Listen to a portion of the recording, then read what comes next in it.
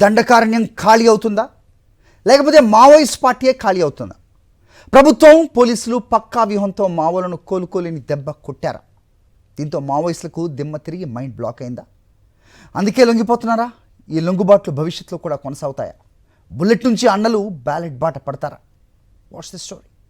దండకారణ్యంలో 1980లో అడుగుపెట్టిన మావోయిస్టులు 20 ఏళ్లకు పైగా అక్కడ తిరుగులేని శక్తిగా మారారు.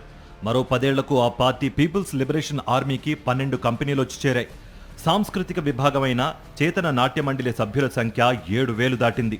దండకారణ్యంలో ప్రబల శక్తిగా నానాటికి విస్తరిస్తున్న మావోయిస్టులకు అడ్డుకట్ట వేసేందుకు ముందుగా సల్వాజుడం, ఆ తర్వాత ఆపరేషన్ గ్రీన్ హంట్ను 2009లో ప్రభుత్వం ప్రారంభించింది. CRPF, Indo Tibetan police, BSF తదితర దళాలు రంగంలోకి దించింది. దీంతో మావోయిస్టులే లక్ష్యంగా భద్రతా దళాల కూంబింగ్ పెరిగింది.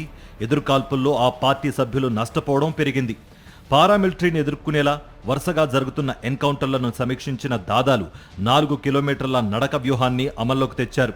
తమ క్యాంపు సమాచారం భద్రతా దళాలకు చేరాక వారు తమను చుట్టుముట్టేందుకు ఎంత సమయం పడుతుంది, ఆ దాడి నుంచి తమను తాము రక్షించుకునేందుకు ఎంత సమయం అవసరం, తప్పించుకున్న తర్వాత చెల్లాచెదురైన దళాలు 24 నుంచి 72 గంటల్లోగా ఎక్కడ ఎలా కలుసుకుంటే మంచిదనే అంశాలపై అధ్యయనం చేశారు.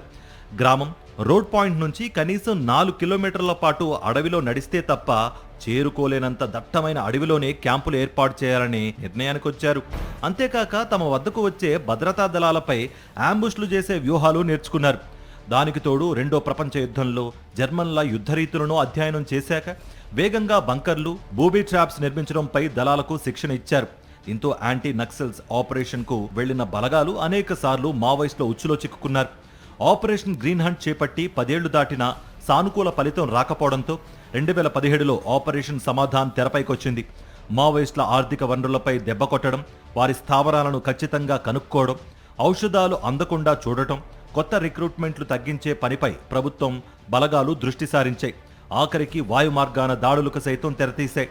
ఎన్ని చేసినా 2021 ఏప్రిల్లో తెర్రం దగ్గర జరిగిన దాడిలో 22 మంది సిఆర్పీఎఫ్ జవాన్లు చనిపోవడం భద్రతా దళాలకు పెద్ద ఎదురుదెబ్బగా నిలిచింది. అంతేకాక మావోలను ఎదుర్కొనేందుకు మరో కొత్త వ్యూహం భద్రతా దళాలకు అవసరం పడింది. మావోయిస్ట్ ప్రభావిత ప్రాంతాల్లో ప్రతి 4 కిలోమీటర్లకు ఒక పారామిలిటరీ క్యాంప్ ఏర్పాటు చేసే ప్రణాళికకు 2019లో శ్రీకారం చుట్టారు. దీని ప్రకారం అడవిలో క్యాంప్ ఏర్పాటు చేసి 24 గంటలు జవాన్లు అక్కడే ఉంటారు. ఆ క్యాంపు చుట్టూ 4 కిలోమీటర్ల పరిధిలో నిత్యం కూంబింగ్ చేస్తారు. అలా మావోలను మరింతగా అడవి లోపలికి నెట్టివేశారు. నెల వ్యవధిలోనే ఆ ప్రాంతంపై పట్టు సాధించి అక్కడి నుంచి 4 కిలోమీటర్ల దూరాన మరో క్యాంపు ఏర్పాటు చేస్తారు. క్యాంపుతో పాటే భారీ వాహనాలు తిరిగేలా తాత్కాలిక రోడ్లు, మొబైల్ టవర్లు, విద్యుత్ సౌకర్యం కల్పిస్తారు. ఇలా 2 ఏళ్లలోనే 300కు పైగా క్యాంపులు ఏర్పాటు చేశారు. మరోవైపు ఈ ప్రాంతంపై పట్టున్న డిఆర్ దళాలు ప్రభుత్వ అమ్ముల పొదిలో వచ్చి చేరాయి.